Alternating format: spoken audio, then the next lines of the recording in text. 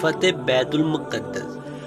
سلطان صلاح الدین ایوبی رحمت اللہ علیہ اللہ کے اس بندے کی شخصیت پڑھے تو لگتا ہے کوئی بدری صحابی تھا جسے اللہ نے بعد میں اپنے ایک اہم کام کے لیے بچا کر رکھ دیا تھا۔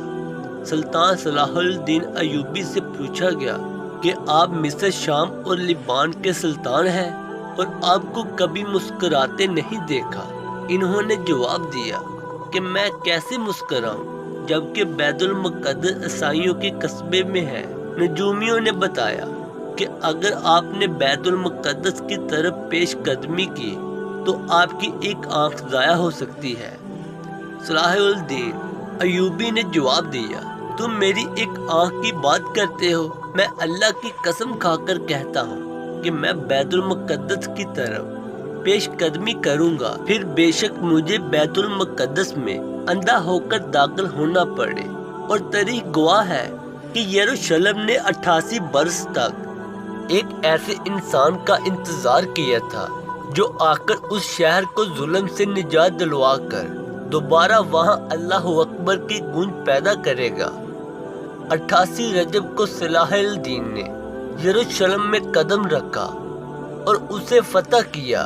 انگلستان سے رچرڈ اور فرانس سے فلپ نے مجموعی طور پر 6 لاکھ کا لشکر اکٹھا کیا۔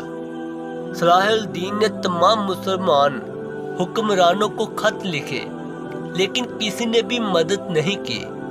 کیا آپ جانتے ہیں کہ اس وقت 3 مسلم خلفاء موجود تھے لیکن انہوں نے صلاح الدین کی مدد سے انکار کر دیا۔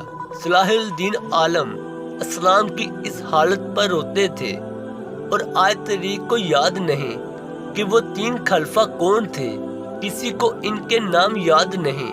2 برس تک عیسائیوں کا یہ گھیراؤ قائم رہا اور اس طرح کیموفلاج تھے کہ صلاح الدین ان پر حملہ کرنے میں ناکام رہے تھے۔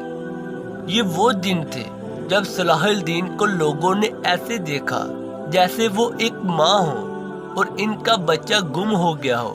جس وقت 3 خلفاء اپنے اپنے محلوں میں سکون کی نیند سو رہے تھے، صلاح الدین ایوبی اپنے لشکر کی صفوں میں چکر لگا رہے تھے۔ جب یہ خلفاء مزید پکوانوں سے اپنے پیٹ کی آگ بجھا رہے تھے، سلام کا یہ رجل عظیم ایک عام سے خیمے میں وہی کھانا کھا رہا تھا جو ایک عام فوجی کو ملتا تھا۔ رچرڈ شیڈول بادشاہ انگلستان کے الفاظ تھے کہ جب تک صلاح الدین جیسا انسان یروشلم کی حفاظت کر رہا ہے کوئی اس کو فتح نہیں کر سکتا۔